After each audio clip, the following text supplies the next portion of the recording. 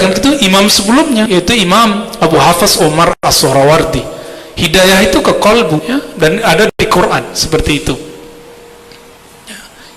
Syifa'un lima fis sudur, kan begitu di Quran, ya, mengobati apa yang di qalbu. Dan apalagi yang jadi masalah, ibu nanti cek di rumah surat 3 ayat 7, bahwa Allah membagi dua jenis ayatnya. Ada ayat yang disebut mutasyabihat, yang samar maknanya, dan yang kedua yang muhkamat, yang jelas maknanya.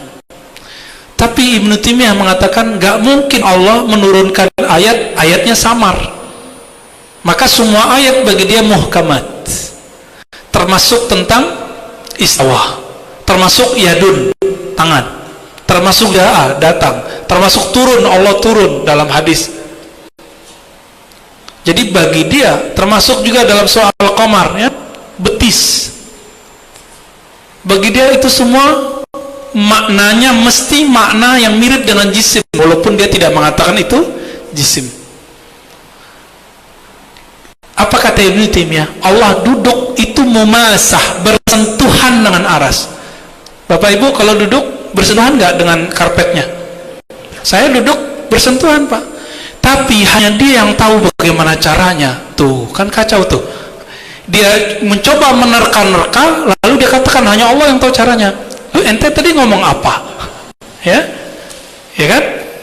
Jadi ini yang disebut dengan kekeliruan, karena cenderung kepada tajsim tapi belum mujassim murni. Oleh karena itu tidak boleh dikafirkan, ya, tidak boleh dikafirkan. Imam Suyuti masih nukil dia, ya, Imam Ibnu Hajar kadang-kadang masih nukil dia, tapi sebatas bab fikih, bab akidah nggak diterima, Pak, bab akidahnya. Nah, dikit lagi, ya, ini langganan nih Pak. Mungkin karena kita nggak begitu dalam akidah, jadi kadang-kadang kita kan kalau baca Quran itu tafsirnya dibaca. Dianjurkan kalau kita supaya kita mengerti Al-Quran, baca tafsirnya. Pada saat kita baca tafsir ini kadang-kadang itu terbawa perasaan sebagai manusia, seperti Allah datang, pikiran kita kadang halus seperti datang itu. Ini bagaimana? Apa itu dosa atau? Ya, baik. Gini, Bapak sudah oke dalam meyakini bahwa Allah bukan benda. Oke, sudah pas. Ya, Allah bukan benda, berarti kalaupun Allah datang tidak berpindah. Kalau Allah datang tidak perlu berpindah. Kenapa? Yang berpindah-pindah itu cuma benda. Maka jika disebut Allah dekat, bukan dekatnya sang benda dengan benda ini, tapi dekatnya pencipta ruh kita yang meniupkan ruh dengan ruhnya. Bapak coba tiupkan udara, dekat nggak? Lebih dekat dari itu Pak, Allah itu. Ya, bukan di urat leher, bukan. Ya, lebih dekat dari urat. Kenapa disebut urat leher? Urat leher di situ macam-macam. Ada udara, ada rongga untuk udara ke paru-paru, ada ke perut. Allah menyebut itu karena rahasia kedekatan Allah itu ada di zikir nafas. Orang kalau nafas ingat Allah atau tidak? Maka di situ rasa. Maka rasa beda dengan logika, rasio. Ibnu Taimiyah itu merasiokan Allah bertempat, sedangkan ahli qalbu merasakan Allah itu dekat, itu beda. Nah, inilah makna hadis Nabi sebagai penutup, ya. Apa kata Nabi ketika sahabat Nabi meludah ke depan? Apa kata beliau? Janganlah meludah ke depan. Kenapa? Karena Allah ada di arah depanmu. Tuh, kalau Tuhannya jauh di atas kan nggak ketemu tuh Pak. Ya, bagaimana cara mereka menjelaskan hadis ini nih? Hadis Sahih Bukhari, dibayangkan. Katanya Allah di atas. Makanya mohon maaf, Bapak coba lihat, orang yang meyakini Allah bertempat di atas, itu mata dan ininya akan berubah, tegang. Tegang aja Pak, ya Allahnya jauh di atas. Bagi kita, Allah tidak perlu tempat, maka kedekatannya bukan kedekatan tempat, jauhnya bukan kejauhan jarak.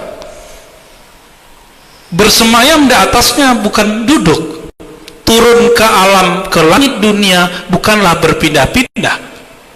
Ya, lalu gimana? Ya rasakan aja Pak.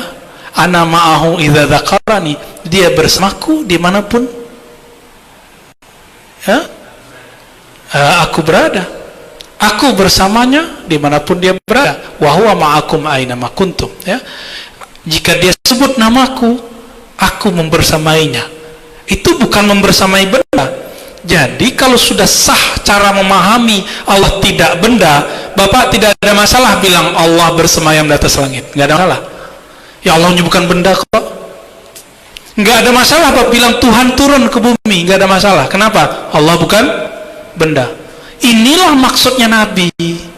Tidak ada masalah nanti Bapak bilang yadullah, tangan Allah di atas tangan mereka. Kenapa? Allah bukan benda. Maka tidak, kalau bukan benda nggak perlu dibayangkan dan nggak bisa dibayangkan.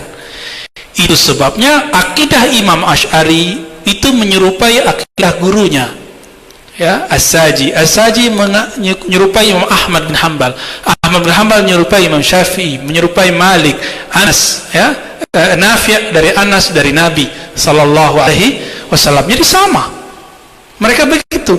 Jadi ketika Nabi menyebut Allah bersemayam di atas aras, Nabi tidak pernah meyakini Allah itu benda. Jadi nggak ada masalah orang Arab. Ketika bahasa Arab masuk ke daerah asing baru berubah. Dikira ketika diterjemahkan ke bahasa Persia, ke bahasa Uzbek, ya, macam-macam itu, akhirnya baru mereka menerjemahkan dengan kesalahan tadi. Muncullah kelompok yang mengatakan Allah bertempat itu di daerah Khurasan. Siapa imamnya? Imamnya bernama Muhammad ibn Karam yang wafat tahun 255 Hijriah. Orang inilah biang kerok, ya, yang menyebabkan Ibnu Taimiyah salah rujuk. Ya, Muhammad bin Karam ini punya murid banyak. Murid-muridnya ini mempengaruhi Utsman bin Said Darimi yang menjadi rujukan Ibnu Taimiyah. Itu Pak sebabnya. Inilah yang dimaksud salaf menurut Ibnu Taimiyah. Ya, karena dia keliru, semoga Allah ampuni. Kita cuma mengatakan begitu. Wah, ente merasa lebih pinter? Enggak, ini bukan ngomong pinter enggak pinter. Kita ngomong bersanad atau tidak.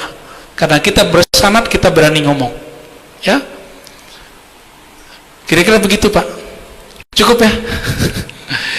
Ya, semoga kajian ini diridhai oleh Allah Subhanahu wa taala. Semoga akidah kita sesuai dengan yang dikatakan oleh Nabi, yang diajarkan oleh Allah Subhanahu wa taala.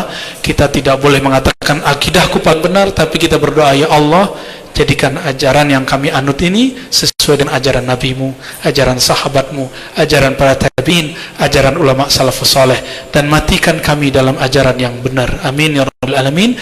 Rabbana atina fid dunya hasanah wa fil akhirati hasanah wa qina adzabannar. Subhanakallahumma wa bihamdika asyhadu an la ilaha illa anta astaghfiruka wa atubu ilaik.